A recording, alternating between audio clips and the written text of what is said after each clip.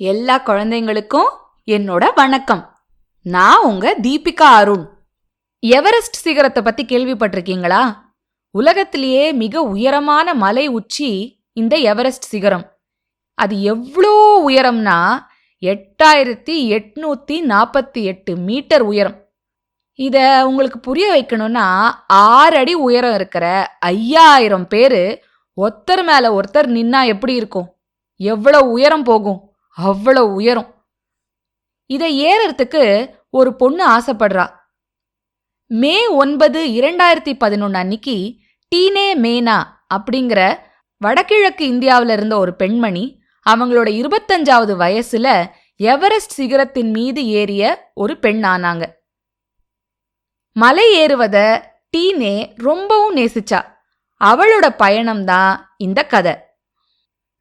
தன்னம்பிக்கையும் ஆற்றலும் சேர்ந்து இருந்ததுன்னா நம்ம எந்த மலைய வேணா ஏறலாம் அப்படிங்கறது தான் இந்த கதை நமக்கு சொல்ல போகுது. கேட்கலாமா? டீனேவும் தூரத்து மலையும்.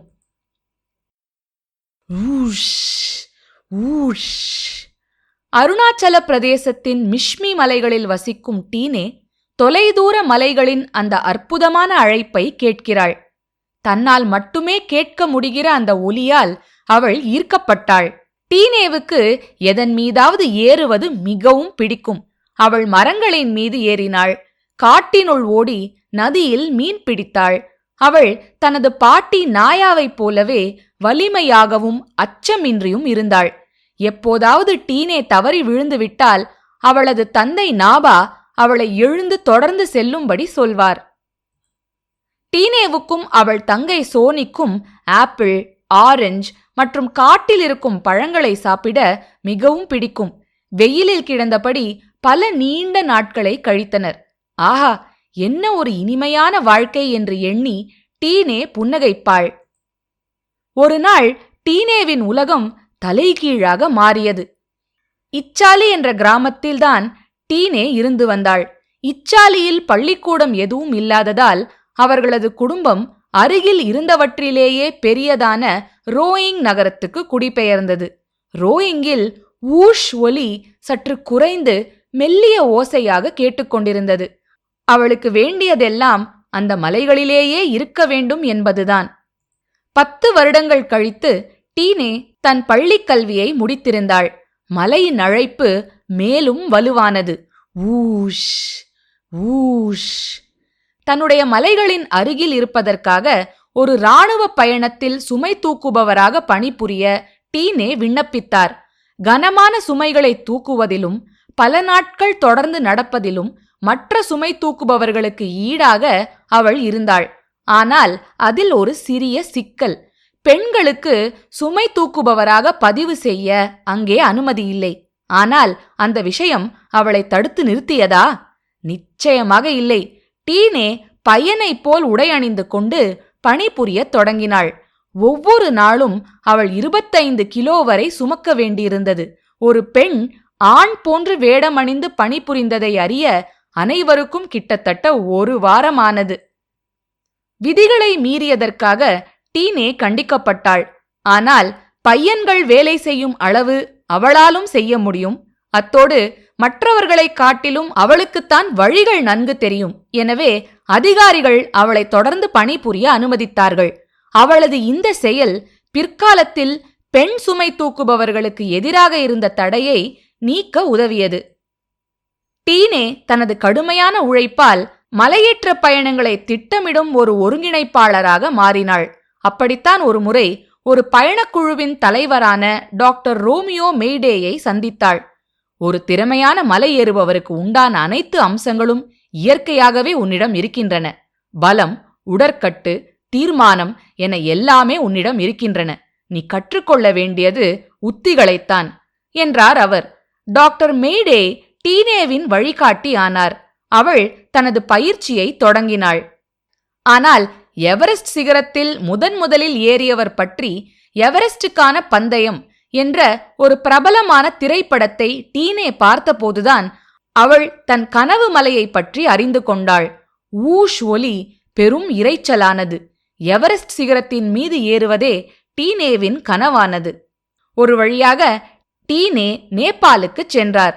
பதட்டமாக இருந்தாலும் அவர் தீர்மானத்துடன் இருந்தார். செர்ரிங் ஷெர்பாவுடன் சேர்ந்து ஏறத் தொடங்கினார். ஷெர்பாக்கள் மலையேறும் திறனுக்காக பிரபலமான உயரமான இமாலய பிரதேசங்களில் வசிக்கும் திபெத்திய குழுவினர். மலையேற்றம் 4 நிலைகளாக பிரிக்கப்பட்டிருந்தது. அனைவரும் ஆங்காங்கே உள்ள வெவ்வேறு முகாம்களில் ஓய்வு எடுத்துக்கொண்டு பயணத்தை தொடர்ந்து சில நாட்களில் உச்சியை அடைய வேண்டும். ஆனால் செர்ரிங் ஷெர்பா மற்றும் டீனே குழுவினர் 2வது முகாமை அடைந்தபோது வானிலை மோசமடைந்திருந்தது. ஆனால் ஊஷ் சப்தம் இசையாகி இன்னும் சத்தமாகவும் மயக்குவதாகவும் இருந்தது. தொடர்ந்து செல்ல வேண்டுமா என்று செர்ரிங் கேட்டார். இதை செய்ய இன்னொரு வாய்ப்பு கிடைக்கும் என தோன்றவில்லை என்று டீனே கூறினார். ஒரு வழியாக அவர்கள் தங்களது இறுதி முகாமை அடைந்தனர். ஆனால் பலமான காற்றில் அவர்களது கூடாரமும் உணவுப் பொருட்களும் பறந்துவிட்டன. அவர்கள் இன்னொரு கூடாரத்தில் தஞ்சம் அடைந்தனர். அவர்களிடம் வாக்கி டாக்கிகளோ மருந்துகளோ இல்லை. டீனே செர்ரிங்கிடம் இருந்ததெல்லாம் ஒரே ஒரு நூடுல்ஸ் பாக்கெட் மட்டுமே. அதில் பாதியை இருவருமாக சாப்பிடுவோம் என்றார் செர்ரிங். திரும்பி வந்த பின் மீதியை சாப்பிடுவோம் என்று டீனே தீர்மானமான புன்னகையுடன் கூறினார். அவர்கள் எடுத்து வைக்கும் ஒவ்வொரு 2 அடிகளுக்கும் காற்று அவர்களை ஒரு அடி பின்னால் தள்ளியது. புயற்காற்று இங்கிருந்து போய்விடு என ஊளையிட்டது. ஆனால் டீனேவுக்கு ஊஷ் ஒலி மட்டுமே கேட்டுக்கொண்டிருந்தது. ஒரு புதிய உத்வேகத்துடன் உச்சியை அடையும் கடைசி பயணத்தை அச்சமின்றி தொடங்கினர். மே 9, 2011 அன்று காலை 10:45 மணி அளவில் டீனே உலகின் மிக உயர்ந்த மலையின் உச்சியை அடைந்தார். மரமேறுவதில் விருப்பம் கொண்டிருந்த அந்த சிறுமி உலகத்தின் உச்சிக்கு ஏறிவிட்டிருந்தாள். தன் தூரத்து மலையை அடைந்து விட்டாள். வாழ்க்கை முழுக்க அவளை அழைத்துக்கொண்டே இருந்த ஒலியுடன் இணைந்தும் விட்டாள். ஊஷ்! அவள் தன் பிரியத்துக்குரிய மலையுடன் நடனமாடினாள். என்ன குழந்தைங்களா, இந்த டீனே மேனாவை பத்தி தெரிஞ்சுக்கிட்டீங்களா? இன்னும் கொஞ்சம் அவங்கள பத்தி நான் சொல்றேன். டீனே மேனா வடகிழக்கு இந்தியாவிலிருந்து எவரெஸ்டின் உச்சியை அடைஞ்ச முதல் பெண் அப்படிங்கிற சாதனைக்குரிய சாகசக்காரர். டாக்டர் ரோமியோ மெய்டேயின் ஆலோசனைப்படி டீனே இம்பால்ல இருந்த மணிப்பூர் மலையேறுதல் மற்றும் பயிற்சி சங்கத்துல சேர்ந்தாங்க. அங்க படிப்புல தங்கப்பதக்கத்தையும், டார்ஜிலிங் நகர்ல உள்ள ஹிமாலயன் மவுண்டனியரிங் இன்ஸ்டிடியூட்ல அடிப்படை மலையேறுதல்ல சிறந்த மாணவருக்கான இன்னொரு தங்கப்பதக்கத்தையும் டீனே வென்றார். மலையேற்ற பயிற்சி அளிப்பவராக நல்ல ஊதியத்தோடு வந்த வாய்ப்பை எவரெஸ்ட்ல ஏறும் கனவுக்காக மறுத்தார். சாகசங்களை விரும்பும் குழந்தைகளுக்கு டீனே ஒரு முன்னுதாரணமாக திகழ்கிறார். உங்களுக்கு என்ன கனவு இருக்கு? தன்னம்பிக்கையும் ஆற்றலும் இருந்தா உங்க கனவும் பலிக்கும். இன்னொரு கதையோட சிட்டுக்குருவி பாட்காஸ்ட்ல உங்களை நான் சீக்கிரமா வந்து சந்திக்கிறேன். அது வரைக்கும் சிரிச்சுக்கிட்டு கிரிச்சுக்கிட்டு சந்தோஷமா இருங்க. டீனேவும் தூரத்து மலையும். எழுதியவர் ஷிகா திரிபாதி. தமிழில் காயத்ரி சிவகுமார். வெளியீடு பிரதம் புக்ஸ்.